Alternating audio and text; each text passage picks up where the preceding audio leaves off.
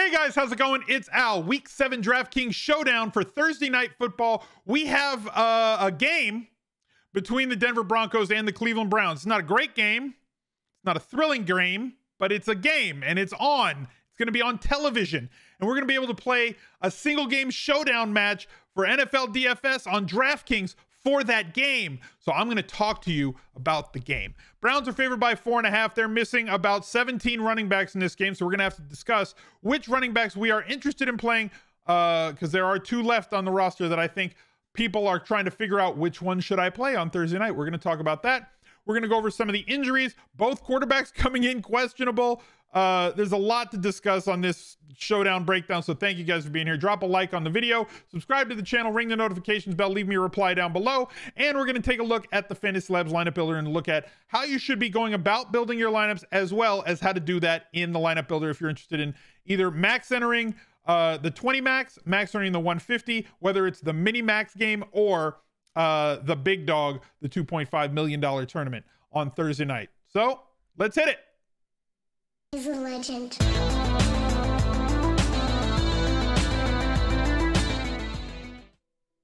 All right, so for this game, look at this. Is so much color. This is too much. Seriously. Week 7 was already a mess, but like Baker Mayfield, questionable. Teddy Bridgewater, questionable. Nick Chubb announced out on Tuesday morning, at least giving us some sort of clarity. Kareem Hunt, injured reserve with his calf injury. Noah Fant, questionable. Jerry Jeudy, announced by the coach, less than 50% that he is going to play this Thursday. They're probably going to give him another week, then they'll bring him back for week 8 off of IR. Tim Patrick going to play. Gordon, questionable.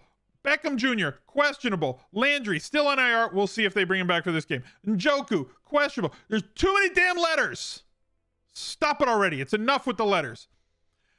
Baker Mayfield dealing with a left shoulder, a torn labrum in his left shoulder. He hasn't been great, although the last 2 weeks he has looked better.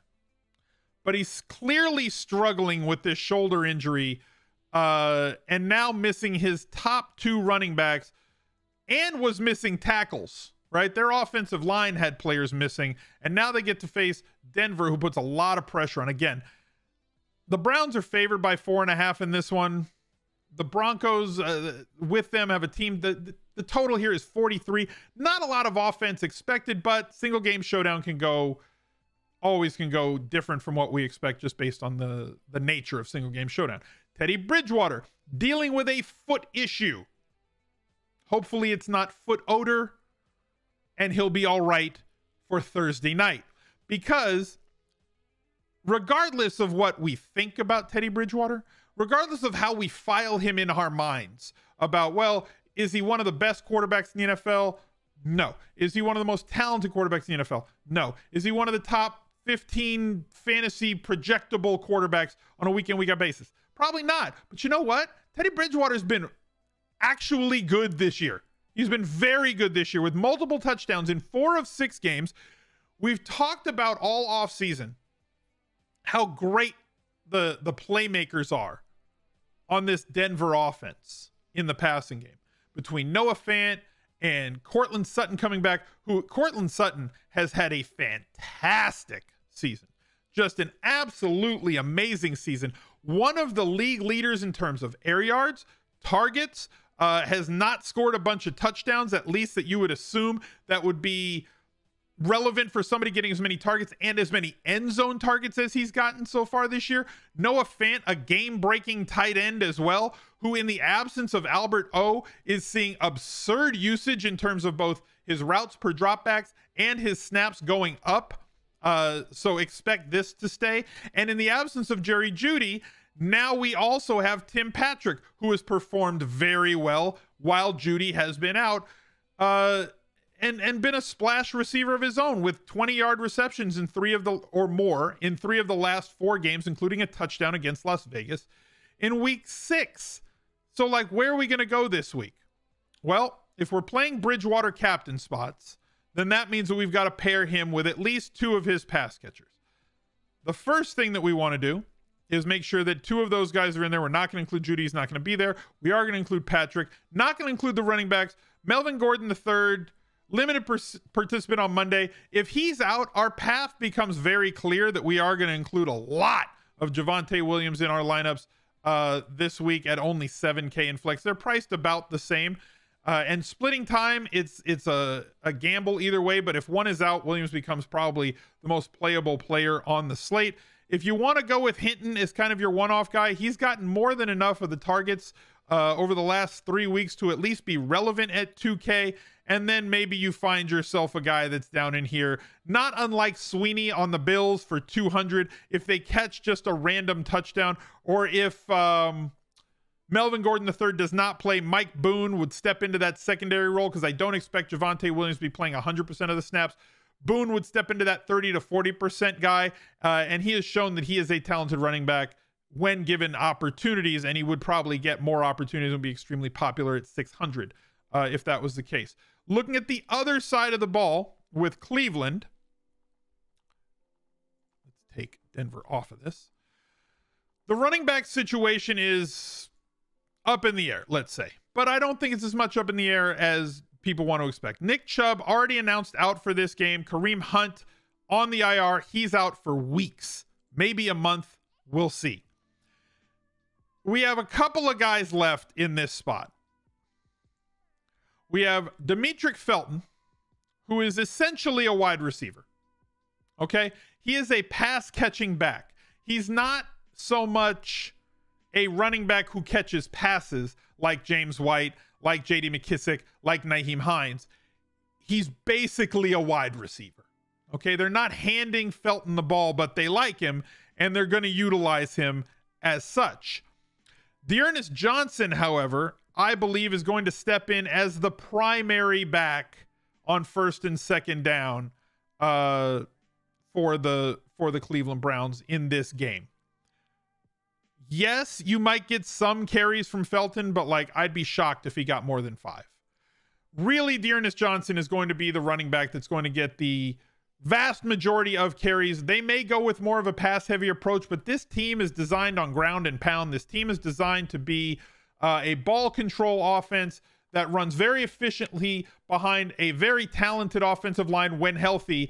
And when you couple that with Baker's injury, although he has played very well the last 2 games, as I said, with a rating above 100 in the last 2 games, 102 and 122 against the Chargers, when like everybody had like a 70-yard touchdown in that game. And he threw for 2 of them. So you've got a situation where I don't think that they're going to challenge as much as they have before. But if you think Baker Mayfield, because quarterbacks are always going to show up in the projections, because of how high their median is, and they also have access to a ceiling if they do throw for 4 touchdowns, which again, I don't know if that's what they're going to do. Odell Beckham Jr., he may play Thursday. Assuming that he plays, we're going to put him in that group with Baker Mayfield. Here's the trick though. If Baker Mayfield doesn't play Thursday, don't play him. Right? It's very simple. What do we do if Baker Mayfield doesn't play? Well, we're not going to play him. We're going to assume for the sake of this video that he plays. Donovan Peoples-Jones has shown a bit the last couple of weeks and gotten way more routes run, gotten way more targets. Actually talented wide receiver who I'm glad that he's getting more opportunity on the outside. But in this offense, I just don't know. So much talent lost possibly with Hunt and Chubb and possibly Odell Beckham Jr. and Landry, who we have to see if he's going to be back. He would be in that. Landry, they're checking him. They don't even know if he's going to play. If he's in, we're going to include him in that group. Like there's so much up in the air on the Browns offense that it makes this video very difficult for me to get through. Njoku, limited participant Monday due to a knee issue. I'm assuming he plays, but if he doesn't, same rule as Odell Beckham Jr. If he doesn't play, don't play him. We will include Austin Hooper in that group, especially if Njoku is out. We are going to include RASHARD Higgins if one or both of Landry and or Odell Beckham Jr. is out, and the kicker along with that team. The other thing that we're going to do with either team, and I'm assuming that Denver is going to be the one that you get more players to be your captain out of, unless it's going to be D'Ernest Johnson. If we have Courtland Sutton at captain, if Courtland Sutton has one of those really, really big games where he has like 120 yards and a touchdown, it's going to be highly likely where, you know, a captain warranted game, a game where Courtland Sutton is your optimal captain. In that situation, it's also likely that Teddy Bridgewater is going to have a very good game. As you can see here, 19 points in that game. He is going to have to be tied in every lineup that I have Courtland Sutton at captain, in every lineup where I have Noah Fant at captain, in every lineup where I have Tim Patrick at captain. Same goes for all of the players on the Browns. If you are going to play a lineup where your captain is going to be, where'd they go? If Odell Beckham Jr. is going to be your captain, you're tying Baker Mayfield to that spot. Donovan Peoples-Jones, if you think he ends up as the optimal captain, that means Baker Mayfield also likely had a very good game to go along with it, because if Donovan Peoples-Jones scores a 30-point DraftKings night, Baker Mayfield had enough points to probably be in a cashing, if not optimal lineup along with him. This might be one of those games because of the total, because of the injury situation, where we might have to allow more than one defense and kicker from these two teams. I'm not going to use one in captain. I will put McManus in the flex. McManus. I always have to go with like the pronunciation of McManus from The Usual Suspects every time I say his name. McManus. I might allow for more than one. Typically, I limit to just one. So looking over at the Fantasy Labs lineup builder, you can build these rules in. You can save them in your templates, which makes it really easy. And then you build other player groups and correlations along with it to make the lineup builder do what you want it to do. Pair a captain quarterback with at least 2 wide receiver, tight end, or kicker from the same team. Pair the captain quarterback with a quarterback, running back, wide receiver, tight end from the opponent.